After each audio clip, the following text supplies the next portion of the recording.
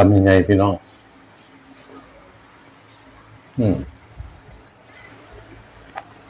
สวัสดีครับพี่น้องครับพบพ่อกับผม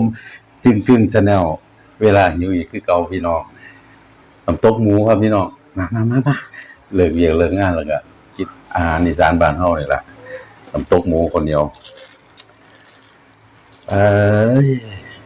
แคบหมูพี่น้องแคบหมูฝากพี่น้องกดไลค์กดแชร์กดติดตามให้น้ำเนยได้ครับเด้อขอบพระคุณหลายๆครับมาข้าวเหนียวก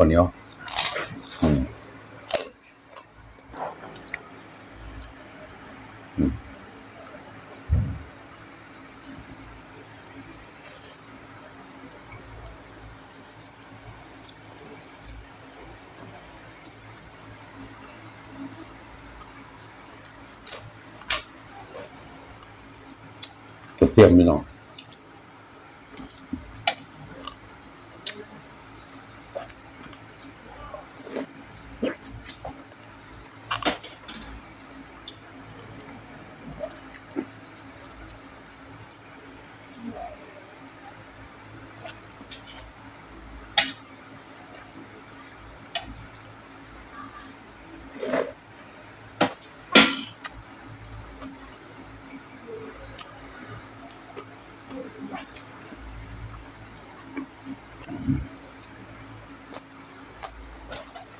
แซ่บเหมือนกันครับพี่น้อง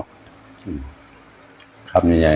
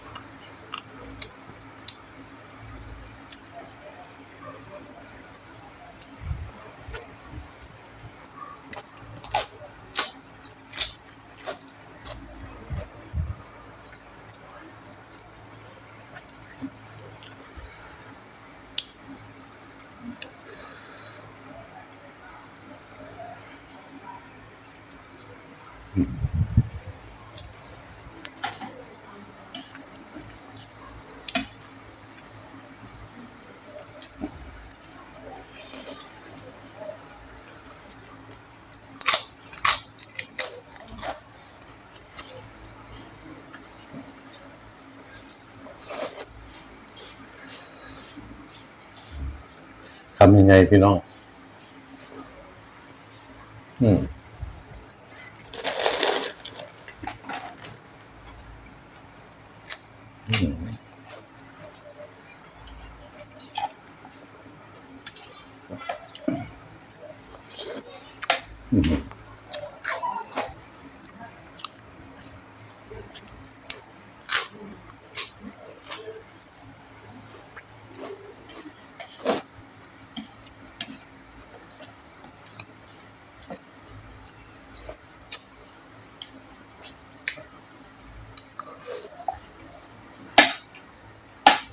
มา